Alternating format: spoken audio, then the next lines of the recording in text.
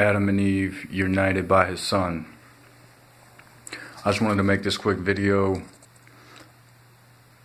in response. I was having a conversation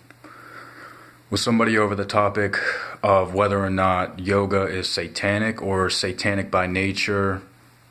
but we concluded that it is actually divining in a sense if you are actually and have accumulated a lot of knowledge, whether that be in past lives or reincarnations. This is a whole nother, I don't even like talking about this stuff, but I do want to talk about Serpent Power, which is also known as Kundalini Yoga, in this social commentary. So when you actually participate in Kundalini Yoga, or you actually participate in Serpent Power, first of all, it is called Serpent Power, or known to the Western world as Serpent Power, because when you have accumulated the knowledge and you start to relinquish yourself of the bondage that you have with the self, otherwise known as and I don't want to take anybody out on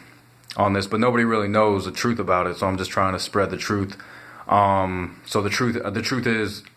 the name, why it is a serpent power. The reasoning behind the name Serpent Power is because when you actually commit to it or go through what is known as Kundalini Yoga, you are almost frozen as if there were serpents all around you, or if a giant python or boa constrictor was, constricting you. So that is a type of fear that will, and I'm not saying you can sense any of this, because it is extremely unsensible. You can't really put this into words, but I feel like this is the first time that I know that this is the first time anybody is ever describing what Kundalini Yoga or Serpent Power actually is. So it actually is not the summoning of Satan, but the abolishing of Satan, because you are no longer even transcribed in a sense, or prescribed to the senses, the five senses, as you have of your body in this three-dimensional world. So in this three-dimensional existence, you could say that as a five-dimensional being, you are literally incorporating every dimension of this existence. But one would say that you're only visiting this world three-dimensionally,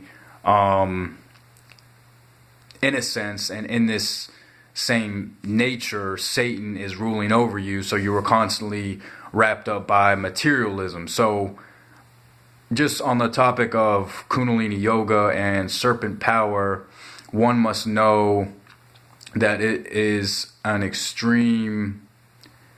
or it takes an extreme amount of discipline to be able to